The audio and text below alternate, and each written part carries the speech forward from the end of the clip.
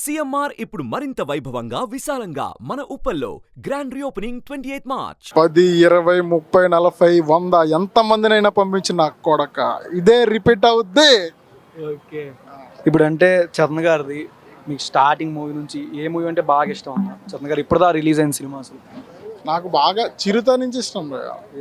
చిరుతలో కూడా ఫేవరెట్ అంటే ఆయన ఎక్స్ట్రాడినరీ యాక్టింగ్ అంటే రంగస్థలం. ఆయనలో ఒక కొత్త కోణం. అంతవరకు ఎంతో మందితో ఎన్నో మాటలు కొంచెం చిన్న చిన్నగా చేవాట్లు తిట్లు పడ్డాడు. బట్ రంగస్థలంతో ఆయన ఏంటో ప్రూవ్ చేసుకున్నారు. ఇది కదా మెగాస్టార్ కొడుకు అంటే, ఇది కదా చిరంజీవి గారి అబ్బాయిగా తనకు ఉండాల్సిన యాక్టింగ్ టాలెంట్ అని తనని తను చాలా మౌల్డ్ చేసుకొని ప్రూవ్ చేసుకున్నారు.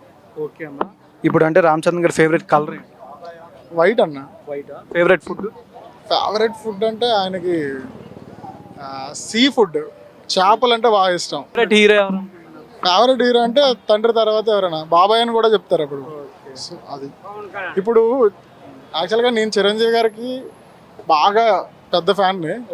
చిరంజీవి గారికి పద్మవిభూషణ్ వచ్చింది కదా, ఆయన గురించి చిన్నగా రాసుకున్నాను అనమాట. చిరంజీవ చిరంజీవ చిరంజీవ అభిమానుల మనసులలో చిరజీవ, అలుపెరుగుని అసాధ్యుడవు నీవేగా, అసమాన అభినయం నీదేగా, కలామ తల్లి కన్నబిడ్డ నీవేగా, కల కోసం తనుగన్న జన్మ నీదేగా, వ్యక్తిగత గుణం చూసేలా పద్మ విభూషణి నిన్ను చేరేలే, కలామ తల్లి ఈ రోజులా నిన్న చూసి మురిసిందిలే అని చెప్పి చిరంజీవి గారి గురించి రాశాను అనమాట. ఓకే, బేసికల్గా నేను లిరిసిస్ట్ని. అంటే ఇక్కడ రావట్లేదు కదా, పొద్దున్న తిరుమలలో ఉన్నారు కదా రామ్ చరణ్ గారు. తిరుమల నుంచి ఆయన రావడానికి ఇక్కడ పెద్ద కష్టం అన్న. ఆల్రెడీ హైదరాబాద్లోనే ఉన్నారు ఆయన, వచ్చేసారు ఆల్రెడీ.